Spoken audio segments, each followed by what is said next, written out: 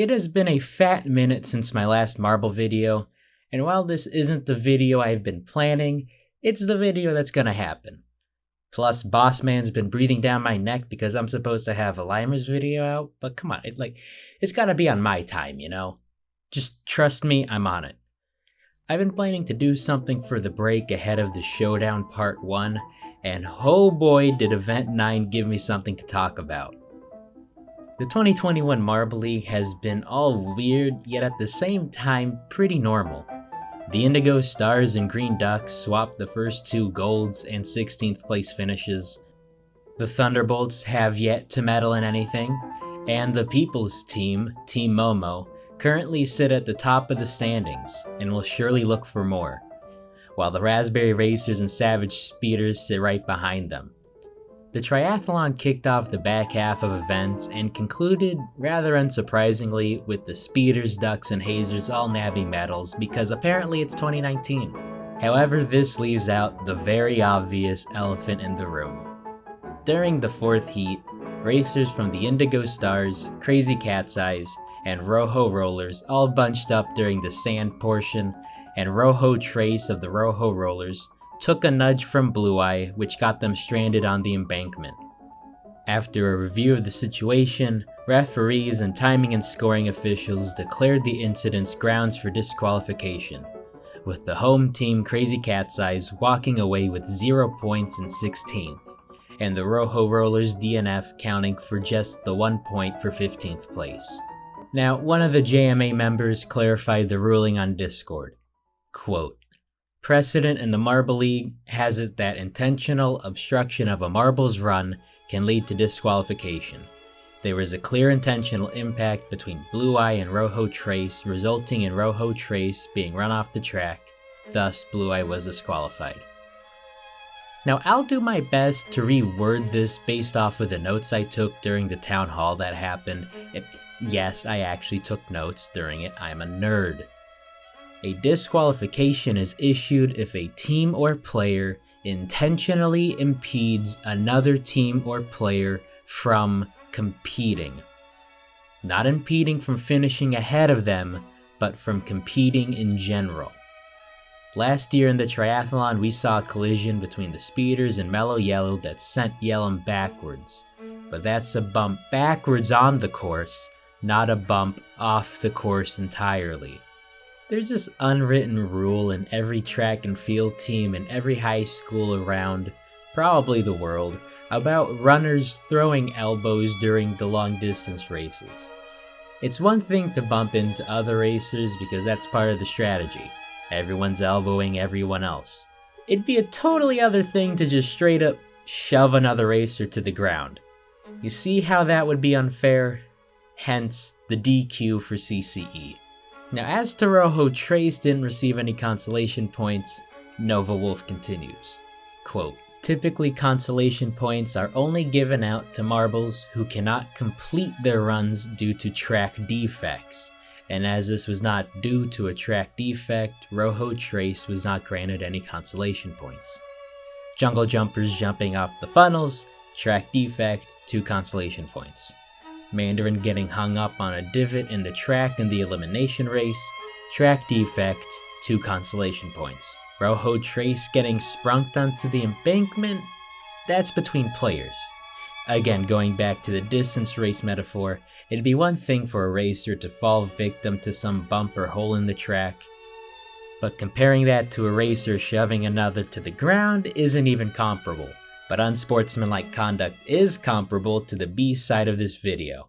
Last time I discussed rules in the Marble League, I followed it up with the Holy Roller from the NFL, so I thought about games where similar situations to this one happened. I first thought about Dwayne Rudd throwing his helmet when he didn't know that the play was still going. This was flagged as unsportsmanlike conduct, which gave the Chiefs an untimed down, plus 15 yards for a game-winning field goal. While it was at the Browns' home stadium, Rudd wasn't near the play when he did that.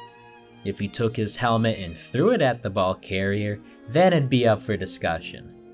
And I still might want to discuss this because I get to talk about how the Browns and Chiefs both sucked during the 2000s, but that'll be a topic for another time. When you slow down the collision between Rojo Trace and Blue Eye, one, you get a Greg Woods who sounds like he had one too many adult beverages. Hold on a second. I'm being told that there's an incident. But two, this doesn't look intentional, like there was any malice there. For what a hit with malice looks like, just watch any Vontaze Perfect hit. Which, come to think of it, this hit also set up the Steelers for a game-winning field goal of their own. But malicious or not, this is an action the refs had to make a call on. And again, peeling back the fourth wall a bit, these are just marbles rolling down at the volition of gravity and friction. But putting the fourth wall back on, I'm not in Blue Eye's mind as to whether this action was intentional or not. To me, it seems like Blue Eye was just trying to make a play, but play too hard for the refs to leave alone. So then it's like Benson Mayowa ripping off Ryan Fitzpatrick's face to add 15 yards to Miami's play for their game-winning field goal. But a face mask is a personal foul penalty, not unsportsmanlike conduct.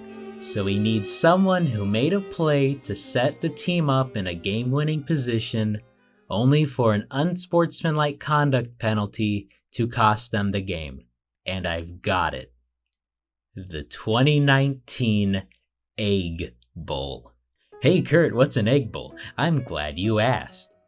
For college football, cross-state rivals always garner the spotlight when they go up against each other.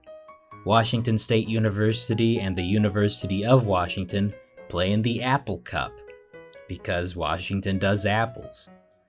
The University of Alabama and Auburn University play in the Iron Bowl, because Alabama does iron.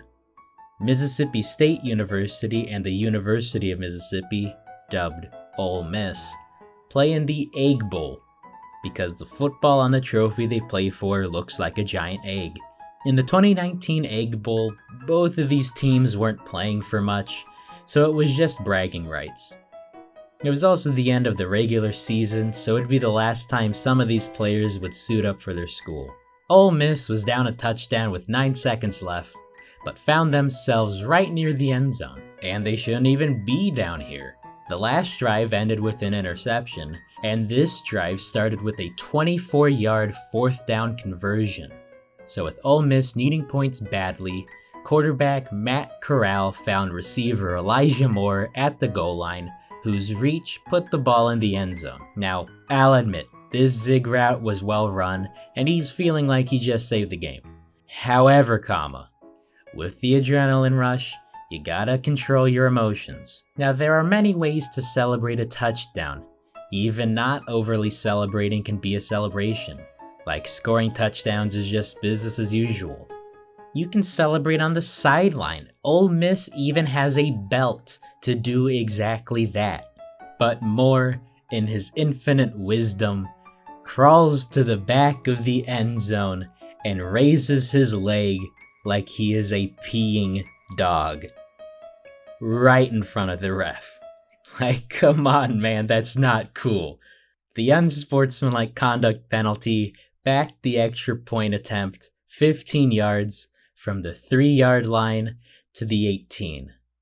A 35-yard attempt for the kicker to tie the game, which he promptly shanks. GG, no re. Like I said, both these teams had god-awful records, so this wasn't an impactful game. What it did do was give us a lol cow to milk for years to come. This game has been dubbed Ole Piss, the Piss and Miss, the Piss Bowl.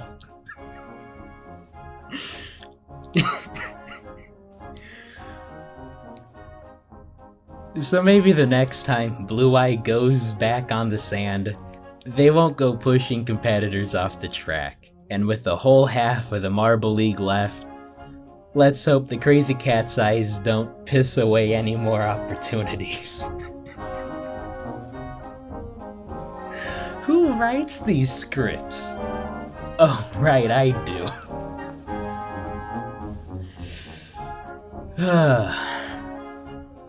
Just for clarification, I am not on the JMA. I don't help out with the channel. I don't make decisions or rulings for competitions. I am just a fan that makes videos about marble sports. These were just my 2 cents on this whole matter because there was a wide spectrum of reactions to this triathlon. I do know that there are people getting like real world hate for it, which is not the thing you want to see. I never want to see anything other than civility when it comes to fans. I know sports makes people do weird things and say not the best combination of words. Personally, I am alright with this ruling. It is the world that we are living in now, a post DNF DQ world. So I'm just hoping that there'll be calls we can all agree on down the stretch. I'm not really sure how I wanted this video to end. It was just gonna be me making pee jokes. But yeah, this is the end of the video. Like, subscribe. I'll see you in the next one.